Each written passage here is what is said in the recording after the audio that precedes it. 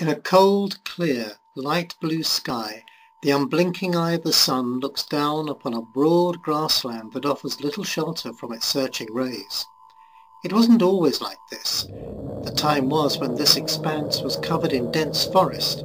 Like all forests, this one would have had its secrets and appeared hostile to those who were strange to it. But over the millennia, man has confined the trees to manage woodlands in the midst of pasture and arable fields. The sounds of unseen beasts replaced by the cries of birds of open lands. But what lay behind the clearance of the forest? At first perhaps nothing more mysterious than felling trees for building materials, fuel, and to create open areas for cultivation. But one major event took place over 5,000 years ago. An area of land was cleared and a circular ditch and bank, or henge, made. The construction would have still been in the midst of the forest, but why was it built? Some 4,600 years ago, a wooden structure was placed at the centre of the henge.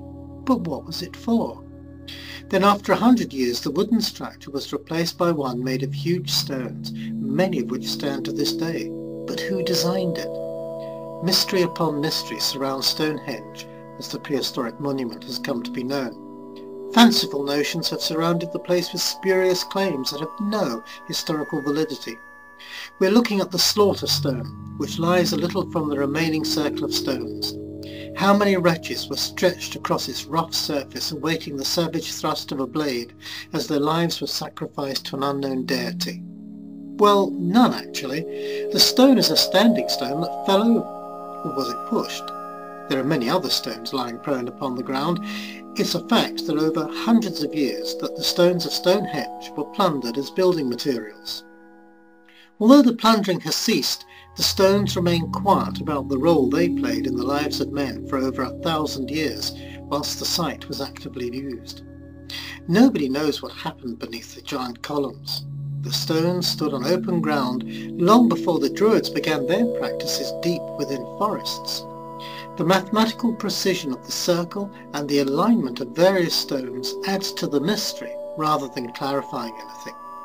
The stones themselves come from two sites. The larger stones bearing the lintels are sarsen stones and were brought from a distance of 19 miles. However, the inner circle of smaller blue stones came from 240 miles away. Mystery upon mystery, but looking at the massive stones one can only wonder what motive led people to pour such energy into constructing something that can still inspire awe and wonder.